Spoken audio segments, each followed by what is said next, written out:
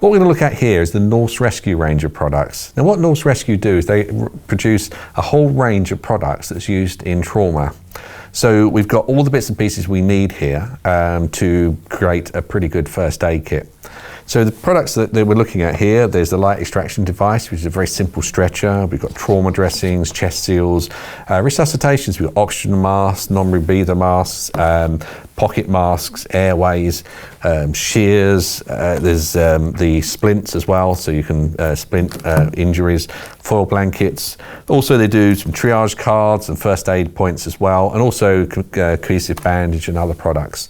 The other parts of the range is some bags as well, so if you want to make an IFAC kit, the individual first aid kits, you can do that with the range as well. So this sort of range here, you know, it's very good range. They're a good quality range of products. They're very well packaged, and you know, they have the range that we need if you're creating larger kits, right up to some very large abdominal type trauma dressings and all the bits in between that. So you can find these products on our website, but if there's anything you need or you need to make up any certain kits or particular kits, get in touch with us.